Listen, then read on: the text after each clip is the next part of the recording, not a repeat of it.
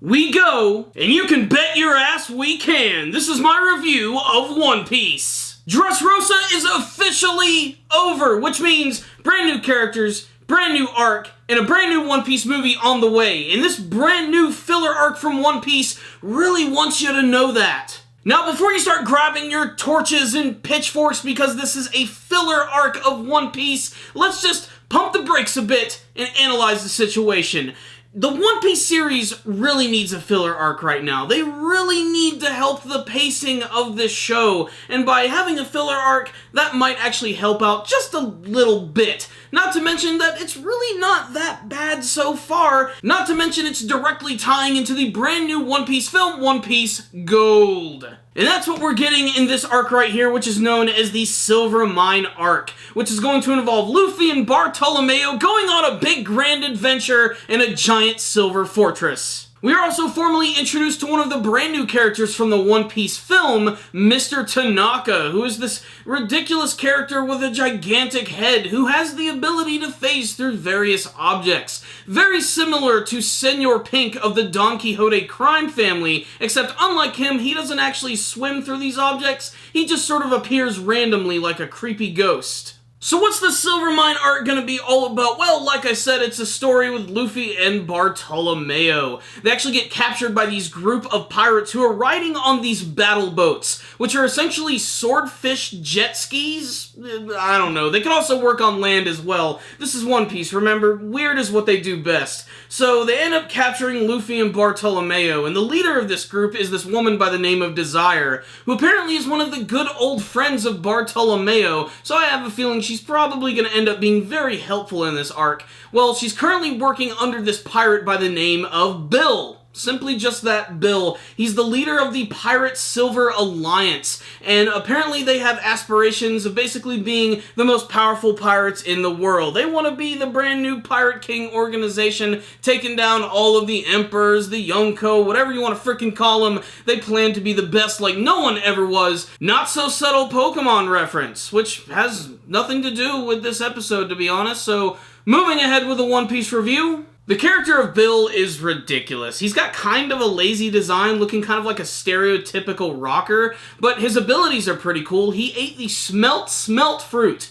which means basically he can manipulate his body, turn up the heat, and generate a lot of cool weaponry and manipulate silver. He can actually pull swords out of his stomach. It's actually kind of cool in that sense. He's also joined by a number of very weird goons. This one guy who actually has these explosives, which has all of this nasty bird line go all over people, which allows them to basically not use any of their special abilities. Throughout most of this episode, Luffy and Bartolomeo can't use any of their signature abilities, because Luffy is encased in this giant ball of silver, and then of course you have Bartolomeo, whose hands are all stuck together holding a pickaxe. And because of that, he can't use his barrier abilities, but he's still pretty helpful in this episode in getting Luffy and getting ready to make a quick escape as Bill gets ready to go to war with the Straw Hat Pirates. Bill apparently is also allied with the main villain of One Piece Film Gold, or at least that's what I'm gathering from this episode, as he's working directly with Mr. Tanaka, who clearly is going to be using these characters for their own benefit. More of that will probably be explained in the movie. Pre-order your tickets now! Aside from the fact that we got a brand new starting arc, that's not the only new thing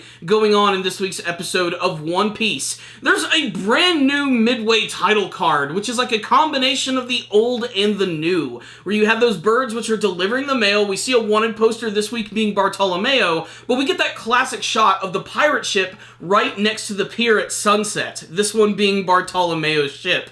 I have a feeling it'll probably eventually switch back to the Thousand Sunny, but we're going to have to wait and see. All I know is, I like this. It was super nostalgic. Not only that, but we got a brand new intro. That's right! The name of the song is We Can, and honestly, this is a pretty great intro right here. I'm gonna have to listen to the song a couple more times to sort of get used to it, but the imagery in it is fantastic. I love it. It's really fun, it's really playful, it's also super action-packed, and it's also a great preview to what's gonna be happening on later in some of the upcoming arcs, one of which is very important, is actually a canon part from the manga line. So before I talk about this intro anymore, let me just put a spoiler spoiler warning right here. So the imagery in the opening is really great because it's just more of the same, seeing the Straw Hat Pirates have a great time. They freaking shoot at each other with water guns, either just because it's really hot outside or they've been playing a lot of Splatoon. And then there's a shot later on where we get to move into the Zoe arc, where we're introduced to a lot of characters we haven't seen yet, such as the inhabitants of the island of Zoe. You'll get to see a couple of them. Luffy's hanging out with two of them in particular.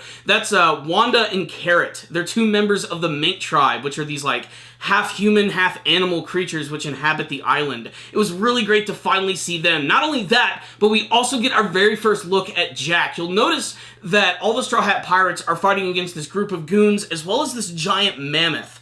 Well, that character that they introduced a couple of episodes ago on the pirate ship who's going after Doflamingo, his name is Jack, and he has the Devil Fruit ability to transform into a giant mammoth.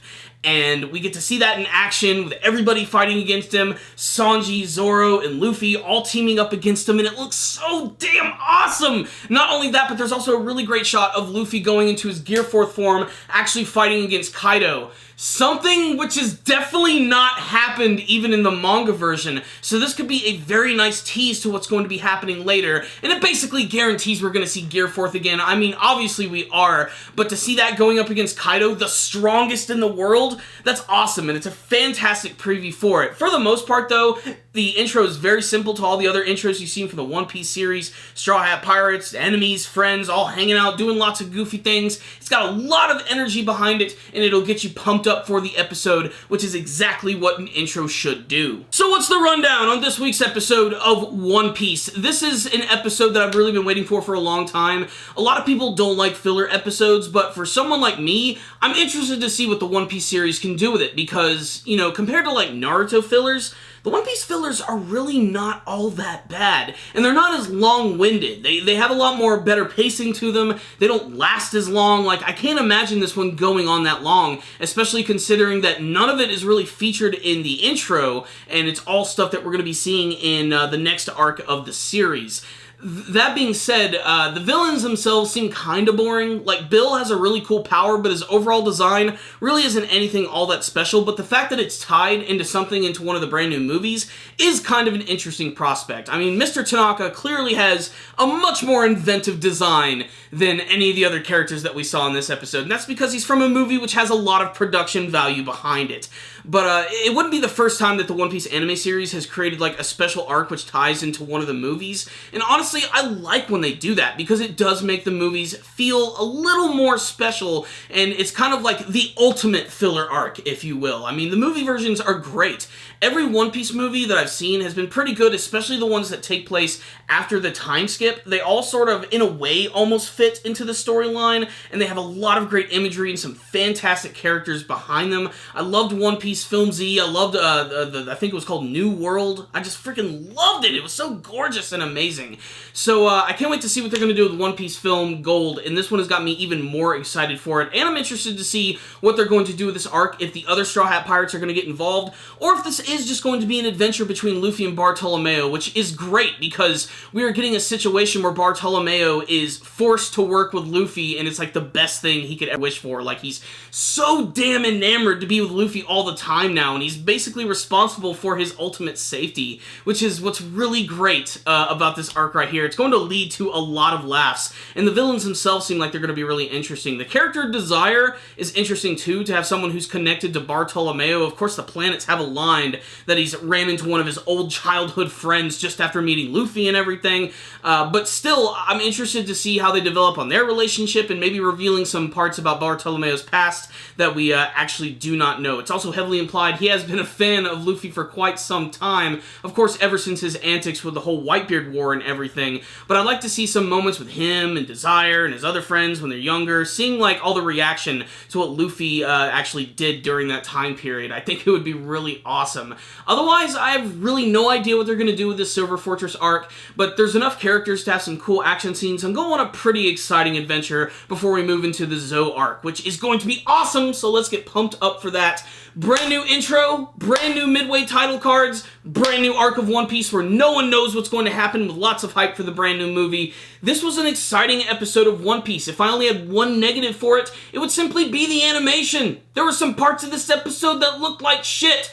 In particular, Bartolomeo swinging around that pickaxe. It looked awful. But still, it's a watchable anime series. I've seen way worse. So, One Piece fans, definitely check out this arc, especially for those who only read the manga, because this is brand new material. This is a brand new story for you to absorb, and maybe even make you like some more of the side characters like Bartolomeo, and it'll get you hyped up for the brand new movie. So, I like this one. It definitely wasn't a perfect episode, though, so I'm going to give it a 4 out of 5. Originally, I was going to give it a 3, but that brand new intro had some fantastic imagery, and that midway title card just gave me such a nostalgia rush. So check this one out, One Piece fans. You'll definitely see something you like.